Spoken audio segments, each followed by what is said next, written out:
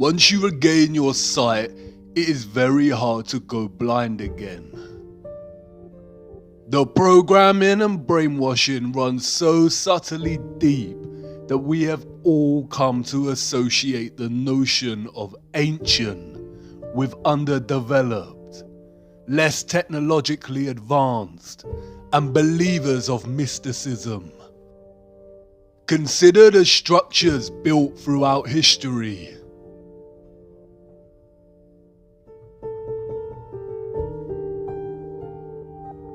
The ancient fortress of Ollantaytambo in Peru. These huge stone blocks are made from granite. They weigh between 40 and 120 tons, or between 36,000 and 120,000 kilograms. The world record for the deadlift in the weightlifting world is 500 kilograms. So how did the Incas transport this granite to such a high altitude location? Look at the way the stones fit so neatly together like jigsaw pieces. How did they cut granite with such precision? Look beyond the stones. Who were these gigantic steps made for? And by who? Babalovo Palace and its bath.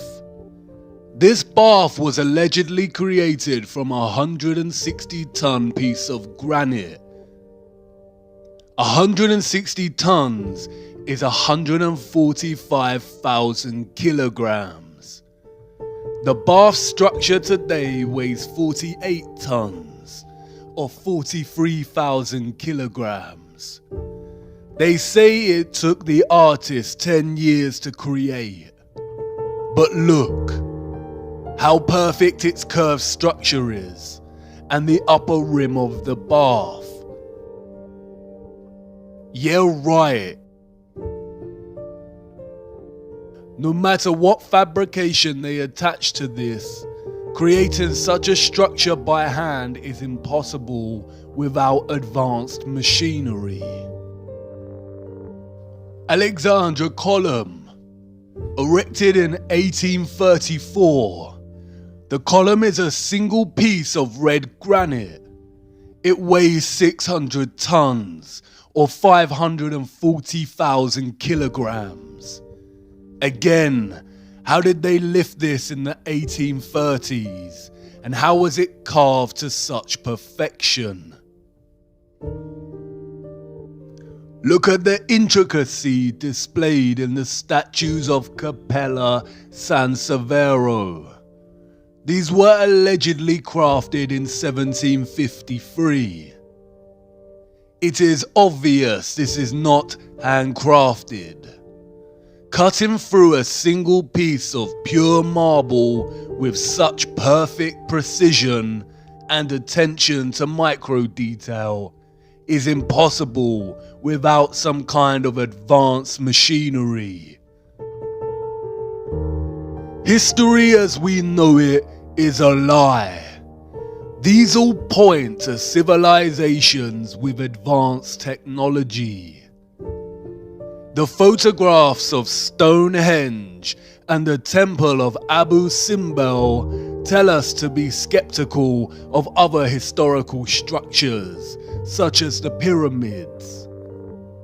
It is likely that the pyramids are not as old as we are told, and they could have been constructed by anybody, and at any time during history. It is likely that they were all constructed more recently with two primary purposes in mind: to deceive us, and as a ritualistic place of worship, honoring their satanic gods. The first power tool, we are told, was not invented until 1895, and the first electric lamp in 1879. So how was this architecture crafted and constructed?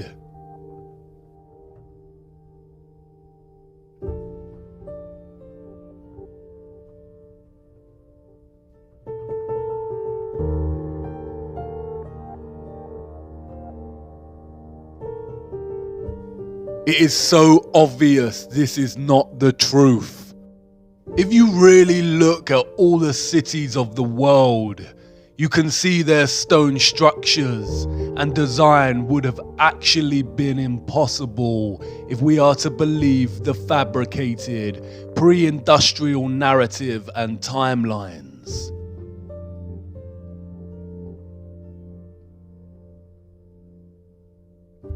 There is an abundance of compelling photographic and structural evidence suggesting that the civilizations of the world experienced a cataclysmic mud flood in its recent history, which buried many cities.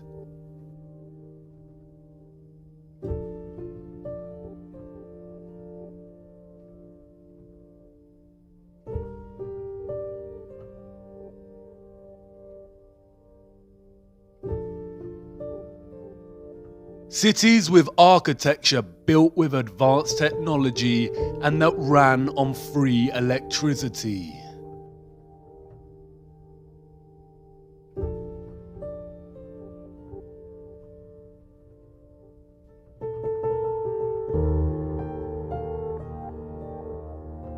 There also exists evidence of a worldwide nuclear war somewhere between 1780 and 1815.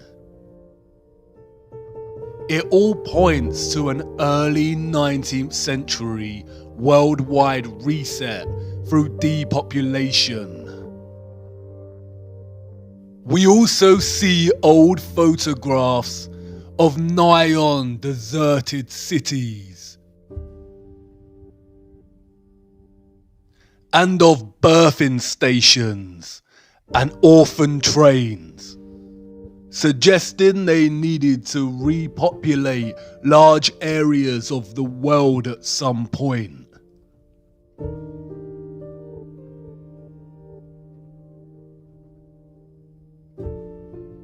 It is likely that a lot of 18th and 19th century culture was designed to program and indoctrinate false history into these children.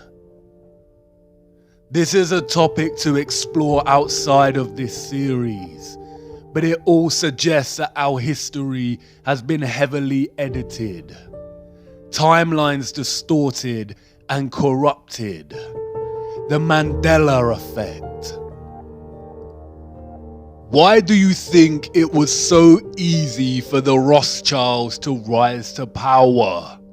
Were they just really adept at manipulating the financial world? It is very likely that the rise of the Illuminati and the Rothschild banking took place against a different contextual background and much earlier in history. The Napoleonic War is likely a fabrication, and the war in which the Rothschilds came to power was a different kind of war. It is also highly likely that Tesla's story is not entirely true. It seems more accurate that he actually rediscovered free energy, and that's why it was suppressed immediately and not given a chance. It seems very convenient that photography was not officially invented until 1822. Are we advanced today? Yes, we have computers, but look at all the wires. Our infrastructure has not actually progressed. Trains, cars, and planes, in principle, are the same as they were when they were invented. Aesthetics and slight improvements in speed give the illusion of progress. Control and manipulation, both necessary as we advance technologically, because technology exposes their lies. Advanced cameras expose the lies of space. That is why the key methods for discerning truth from lies is to trust our own eyes, senses, and judgment over narrative. There is zero evidence of the heliocentric model on Earth. And to follow the people who run our world, follow the money, follow the bloodlines, follow the symbolism, and follow their fear. When they suppress, when they scream hoax, when they smear, we must dig and examine. The question burns. Who or what cut down our giant trees and mined the earth? And where did all the mined material go? There are a handful of possible conclusions we can draw from studying the geological nature of our flat Earth. The first is that whatever beings mined Earth were undeniably more advanced technologically, industrially, and intelligently than the human species. The second is that they were obviously much larger than us as a species. You could reconcile the possibility that they were humans like us, but just technologically more advanced, and had developed the machines capable of committing such actions. But this is very unlikely. Mythological stories of giants abound in our culture, and these tales can be found in every single culture throughout history. In the Christian and Jewish biblical texts, we find accounts of the Nephilim. In ancient Greece and Rome, we have giants and titans. In the Quran, we have the people of Ad. Giants are present in scripture, mythology, oral history, folklore, literature, and movies. The Book of Enoch speaks about fallen angels, or the Watchers, beings that came from a realm above the firmament and began to interbreed with humans. And they became pregnant, and they bare great giants, whose height was 300 ells, who consumed all the acquisitions of men. And when men could no longer sustain them, the giants turned against them and devoured mankind. And they began to sin against birds and beasts and reptiles and fish, and to devour one another's flesh and drink the blood. The canonical Bible gives us the same account, this time naming these giants as the Nephilim. The Nephilim were on the earth in those days and afterward. During that time, the sons of the true God continued to have relations with the daughters of men, and these bore sons to them. They were the mighty ones of old times, the men of fame. The land that we have gone through as spies is a land that devours its inhabitants. And all the people that we saw in it are of great size. There we saw the Nephilim, and to ourselves we seem like grasshoppers, and so we seem to them. It would be naive to think the ancient texts have not been edited, or books of scripture hidden. The Vatican Apostolic Archives are highly secretive vaults containing thousands of texts inaccessible to the public. Even Wikipedia gives credence to the enormity of these vaults, stating that they contain 53 miles of shelving. What is important to remember is that the biblical texts also contain chronicles of their God, of their Lucifer. The deeper you travel down the rabbit hole, the more these texts surprisingly align with the reality of our world and offer insight much better than any corrupted field of science. The Nephilim, we are told, were the nuclear weapon of Satan, full of destruction, wickedness, and corruption. They corrupted human genetics and were destroying the earth. The earth also was corrupt before God, and the earth was filled with violence. And God looked upon the earth, and behold, it was corrupt. For all flesh had corrupted his way upon the earth.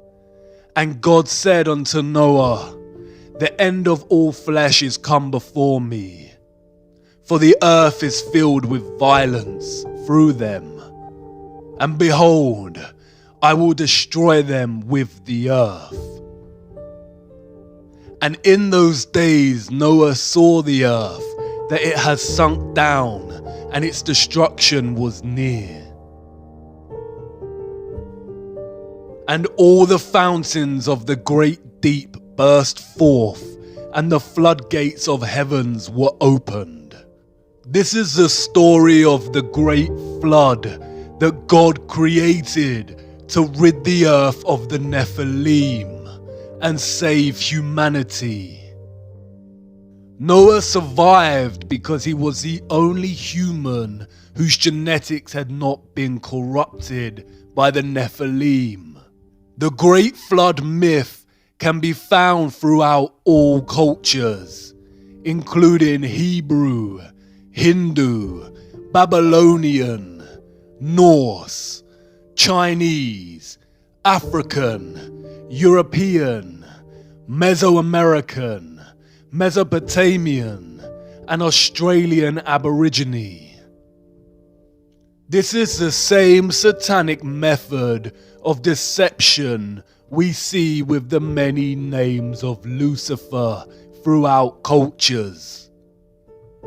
There is one true historical account of what happened before and during the Great Flood, but the account has been mythologized and fragmented in order to deliberately deceive and confuse. People are less likely to gravitate towards mythology when the scientists are pushing mathematical bamboozlement. The geological and natural world cannot be edited. The truth only suppressed and manipulated through narrative. These wonders provide undeniable evidence of large-scale mining of Earth. They fear us discovering the anomalies, the pieces of history they cannot cover up or overlooked when creating their false narratives. Advanced cameras prove that there is some kind of water surrounding our firmament above, and the tremendous mining of land under the oceans indicate that at some point in our history, the earth was indeed sunk down and being destroyed by a species much larger than humans. Impact craters are found everywhere. There are 190 spread across Earth. We are told they are caused by debris and meteorites from outer space. But look closer. Any geologist worth their salt would immediately ask the question, where is the remaining meteorite rock? If a meteorite of 160 foot in length crashed into Earth, then where did it go? Of course, they tell us that the meteorite mostly vaporized upon impact due to its speed. The same story over and over again. Claims that no one can actually prove. Continually putting all our faith in the priests of atheism. What are these craters? They do not appear to be quarries. There is no stepped, tiered patterns of barbaric gutting. Perhaps some were old excavation sites.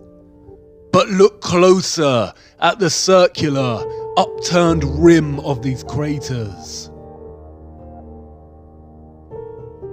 Now look at another wonder of our world. Geysers. Springs that occasionally eject turbulent torrents of water.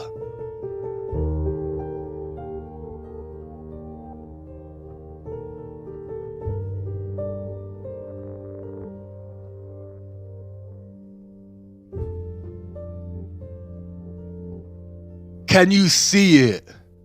The same upturned edges form from the release of water pressure.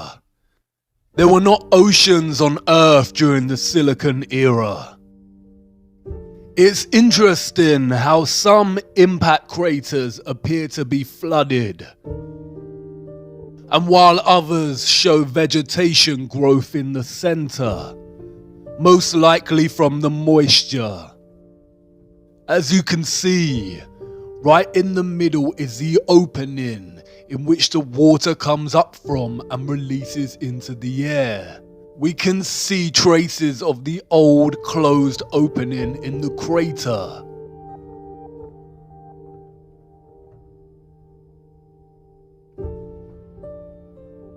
The microcosm and the macrocosm. In the biblical model and ancient stories of the Great Flood, the waters came from above as the vaults in the firmament were opened, and from below, from a place called the Great Deep. The Great Deep in the biblical model is not the oceans. The Great Flood rid the world of the Nephilim, and it's possible that it was the waters from the Great Deep that filled the huge excavated land with what's now known today as the oceans. The vast amount of carbon in the atmosphere from the mining then influenced the direction of growth of all the life that followed. There are many recent documented accounts of nations' governments intervening in archaeological digs and discoveries.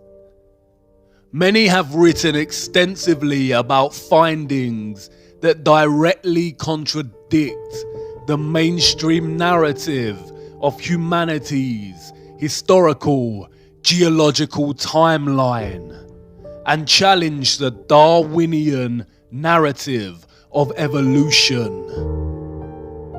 All figures have been victims of extensive media, governmental and scientific smears, and desperate attempts to debunk and discredit. The scientific priests are always successful in stifling these voices and suppressing their discoveries. One of the most interesting of these figures is Richard J. Dewhurst, whose book, The Ancient Giants Who Ruled America, The Missing Skeletons, and the Great Smithsonian Cover-Up, examines why the various giant skeleton discoveries made by archaeologists were silenced and erased from the official historical narrative.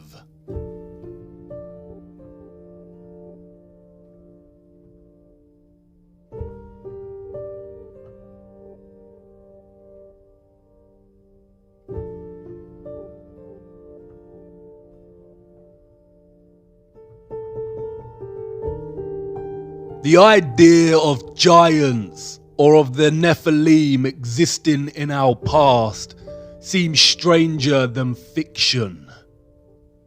Our satanic matrix programming kicks in, and the immediate reaction is to dismiss. But we have already accepted a very similar natural history, a corrupted half-lie.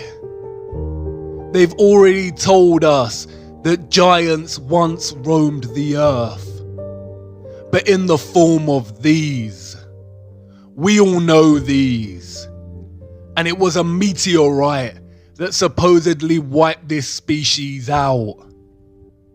Can you see how they have corrupted a real truth and told us in their indirect way? Dinosaurs probably did exist, but not in the narrative or timeline they've given us. In a world of enormous silicon trees, there would be so much oxygen in the atmosphere. Because of this, living life would grow to immense heights and sizes. All life back then was a lot bigger than it was today. Because of the oxygen, living creatures would also have lived much longer lives, some for hundreds of years. If giants did once exist, then why lie and hide it from us? Simply because it completely destroys the theory of evolution. It is no secret that Charles Darwin's grandfather, Erasmus Darwin, was a Freemason, as was the entire family's male lineage. Erasmus was not just any Freemason. He was a 33rd degree Freemason, the highest rank of the organization. The number 33 is highly satanic, used throughout their symbolism and rituals. Not only do the numbers produce their beloved 6 when added together, but 33 is also a direct allusion to the age Christ was when he was crucified, always mocking that which directly opposes their God. Darwin's theory of evolution is just that, a theory. The double standards are outstanding. Darwinism has always carried the title, the theory of evolution, just like gravity is the theory of gravity. But their scientific theories are forced upon us from birth and taught in our education systems as truths. When a conflicting theory arises, they are usually classified as conspiracy or pseudoscience. We need to wake up. The fact remains that Darwin's theory of evolution has never been proven. Just like gravity, we do not actually witness evolution taking place. There is literally no evidence of species evolving. We just have to have faith that at some point, millions of years ago, it took place. They have never found the missing link between humans and monkeys, and all subsequent militant work by figures such as Richard Dawkins and David Attenborough is nothing more than satanic programming and propaganda. I too was brainwashed by Dawkins' The God Delusion, a stupid mistake. Throughout the last century, scientists have desperately tried to find proof of evolution, enforcing so-called discoveries to the point of invention. They have claimed to have found a jawbone of the missing link, what is referred to as the Piltdown Man. For the next 40 years, scores of scientific articles, artistic reconstructions, and over 500 doctoral theses were written on this subject. But in 1953, tests proved conclusively that the Piltdown skull was actually human and only a few hundred years old, while the lower protruding jaw was from a recently deceased orangutan. A deliberate hoax. They lie. The 33rd degree Supreme Council of Freemasonry was held in Paris. Revealed in the minutes of their meeting is their promotion of evolution as science, while they themselves mock the theory. The minutes read, "It is with the scientific theory of evolution in view that we are constantly, by means of our press, arousing a blind confidence in these theories. The intellectuals will puff themselves up with their knowledge, and without any logical verification of them will put into effect all the information available from science, which our agenteur specialists have cunningly pieced together for the purpose of educating their minds in the direction we want. Do not suppose for a moment that these statements are empty words. Think carefully of the successes we arranged for Darwinism. Darwinism had two objectives. The first, to dislocate the notion of creation as a real possibility, much like heliocentrism. And the second, to create social Darwinism, the idea of superior races and social classes, propelling humankind into some false belief that they must succeed and beat all competition. Social Darwinism became one of the driving ideologies behind fascism, communism, capitalism, and eugenics. It is in direct conflict with the teachings of Christ. Real consideration needs to be given to the reality of the Luciferianism at the heart of the entire social, economic, cultural, and historical fabric that governs our everyday world. Real consideration needs to be given to why such evil is being committed to children on a grand scale. A select group of very rich, elite people who also happen to be psychopaths is one thing. But this is more than that. The crux of it is this.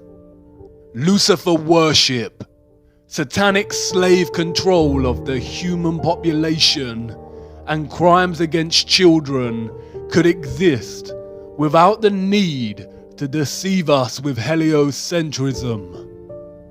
The fabrication of heliocentrism comes with great risks for the satanic cabal as our own personal technology advances.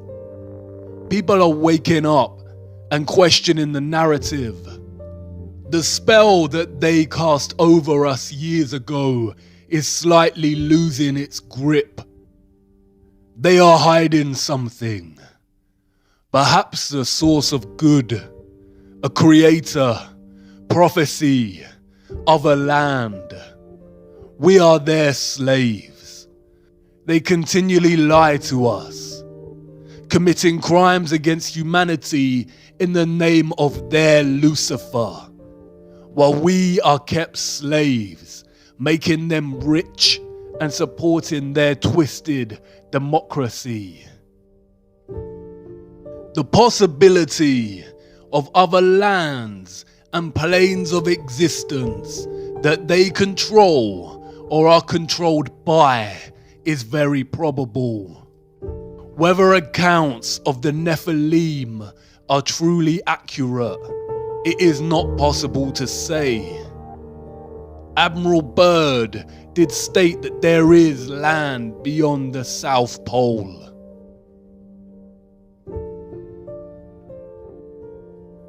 Old maps written off as a hoax or inaccurate show other land, extra territory. The vast amount of material mined from Earth and our old gigantic trees had to go somewhere.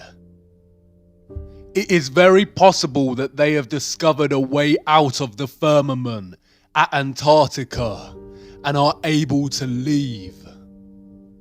It's also possible that there are other concentric ice walls, and Antarctica is just the first one, and the foundations of the firmament lie way beyond. But there is a problem. They can only traverse this plane. They have never been able to go above or below, and that is their goal.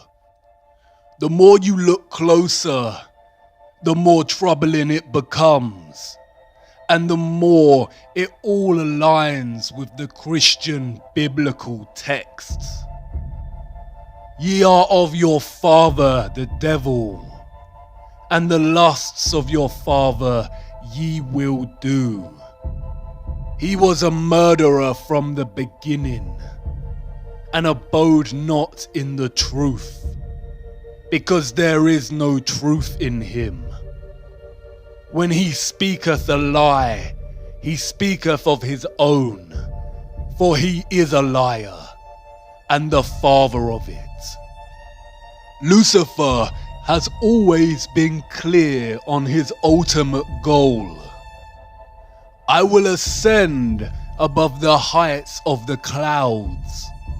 I will be like the Most High.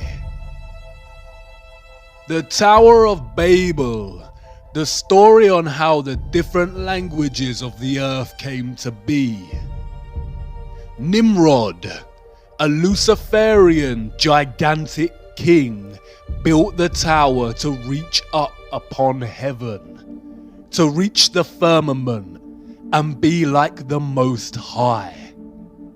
God saw what they were doing and broke the tower and scattered all people over the earth and divided them by different languages so they may not attempt this again. The broken Tower of Babel, the European Union Parliament building, in direct opposition to what God said not to do, unite all nations. The EU, a branch of the United Nations. Our minds programmed and manipulated by the media to think this could ever be a good thing. Union of all, a utopian lie to advance the Illuminati satanic agenda of a one world government. Their new world order, Novus Ordo Seclorum, the uniting of nations under one government, under one world currency, one world military, one world religion. The end goal, all potential threats to their system dissolved. Complete control over the human slave species. A new world order. A new world order. A new world order. A new world order. New world order. And a new world order.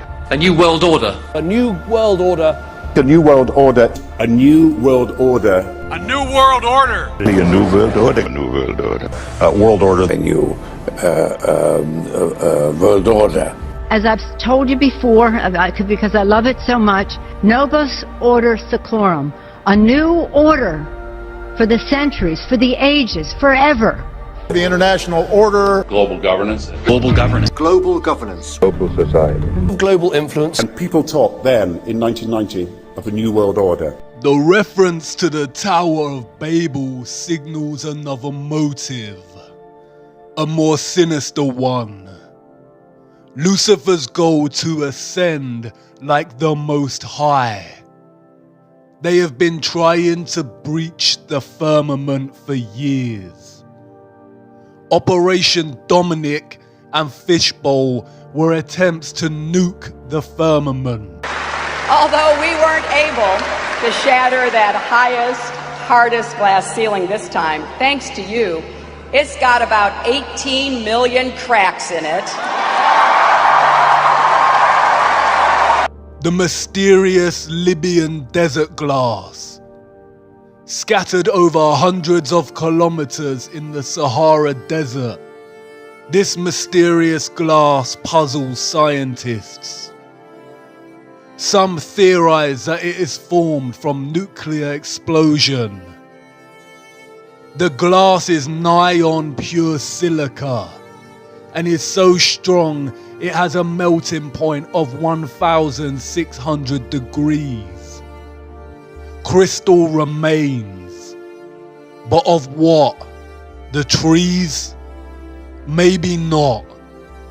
How many cracks did she say are in the firmament? This didn't always share the same name with a chocolate bar. Those before us called it the Great Rift. The ancient Greeks said it was a great path of destruction left by Phaeton, who tried to guide the chariot of Helios, the sun god, across the sky and lost control before being struck down by Zeus's lightning.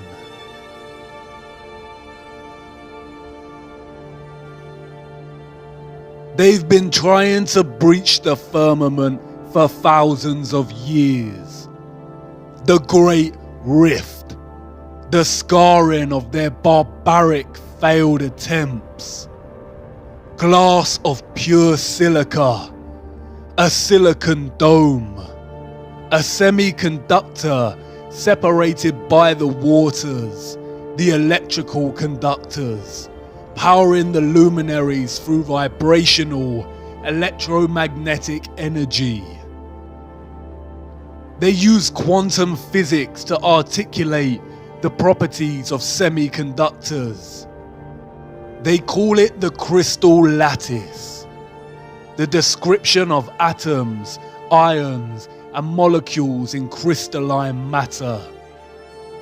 Look at a crystalline lattice. Hexagons. Look at the atomic structure of the lattice, the hexagon and the cube. The crystalline unit cell of the cube is the most common shape found in crystal. What do they know? What energetic field of darkness are they worshipping, giving their energy to, and sacrificing children for? And then there is this. They are doing it right now while we sleep. CERN. The Large Hadron Collider. This is the world's largest and highest energy particle collider and the largest machine in the world. They are in search of the Higgs boson particle to prove the Big Bang and to understand the nature of dark matter and black holes. All lies. Look at CERN's logo. 666. Do you remember the ritual that was filmed at CERN, located on the border of France and Switzerland? Shiva the Destroyer. The same symbol adorns the boardroom of the World Health Organization. The World Wide Web was invented here at CERN. 666. Look at the dance opera they put on to celebrate the opening of this.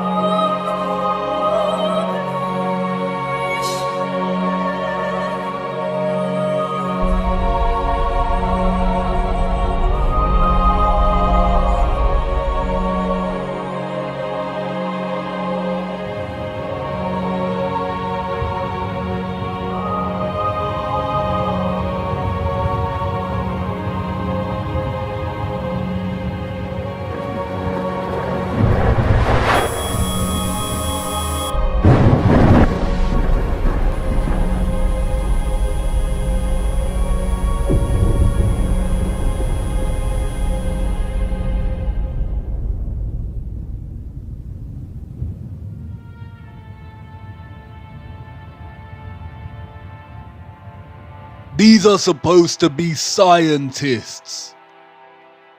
This is a ritual full of Luciferian imagery.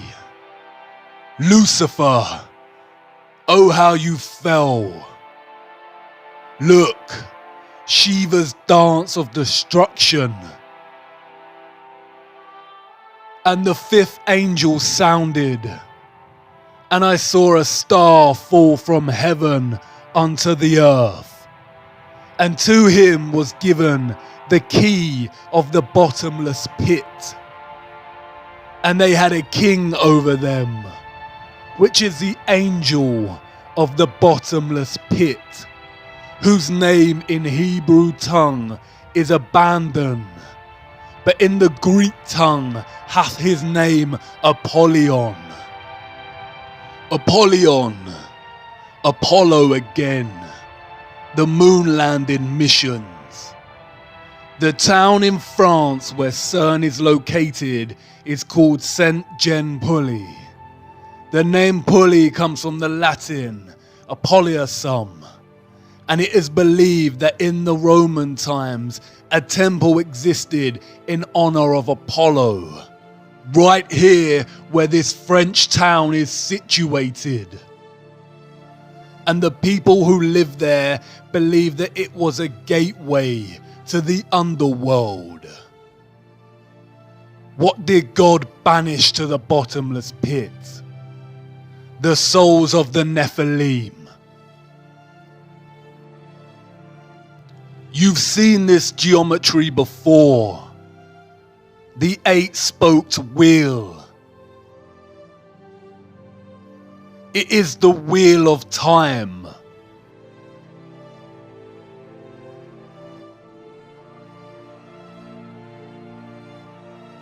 Controlling and distorting time and space.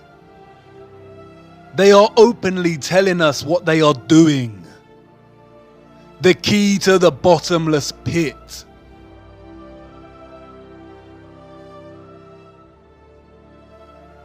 They are trying to open a portal to another realm or bring something out into our realm. The bottomless pit. They are trying to let something out. And the Pope is ready to welcome extraterrestrials.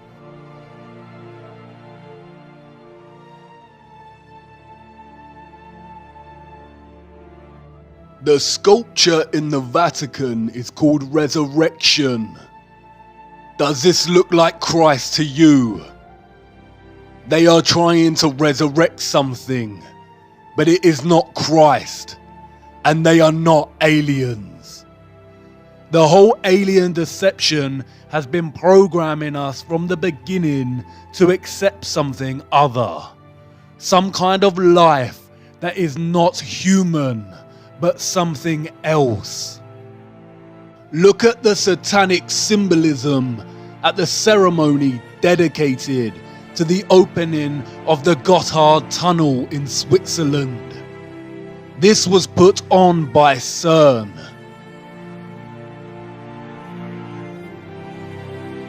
Did you really think it was just a stupid Netflix series? And look who it is. Up to no good. Alice. Desperately trying to go into or get out of Wonderland. They are telling you what they are doing with Alice. Trying to go down into the rabbit hole. Into the bottomless pit. Through these experiments, they discovered something called the Rainbow Universe and Rainbow Gravity. More nonsensical bamboozlement concealing what they are really looking for. Return to ancient Norse cosmology. Can you see it? A rainbow bridge connecting our flat earthly plane, which they called Midgard, with another realm, a realm underneath.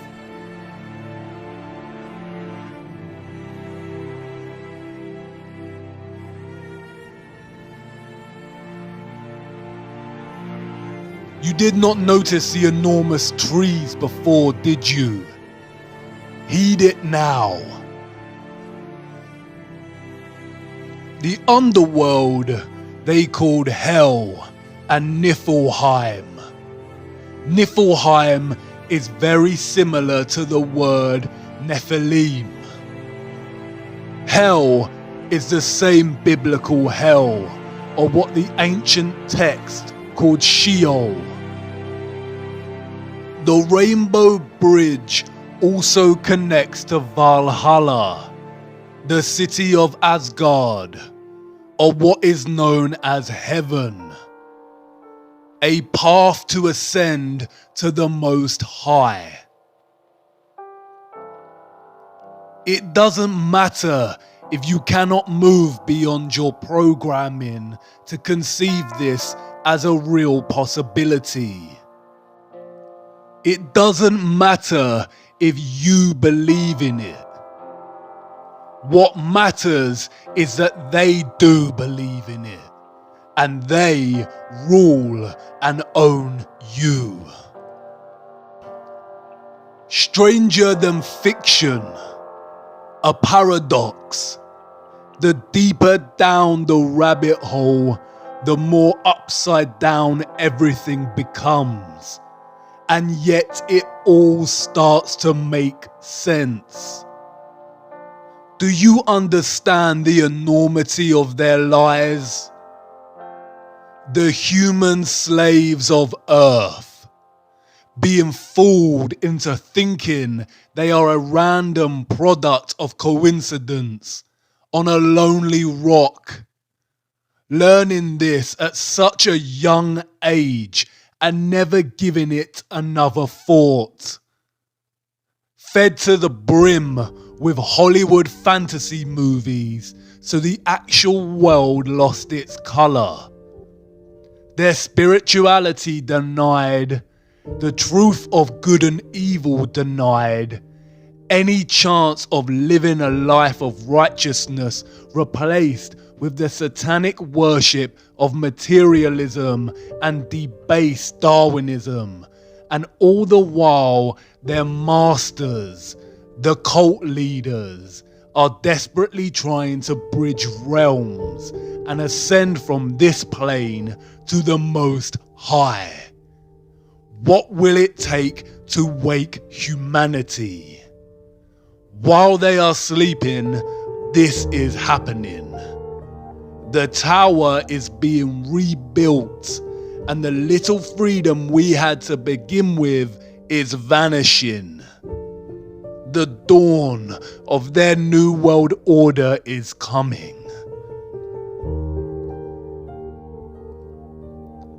But I know you've stirred, viewer, and I'm grateful for it. Now is not the time to lose faith. We have to tumble down one last rabbit hole before I let you go. What I am going to show you should restore your faith and hope. Come on now, our final stop has arrived.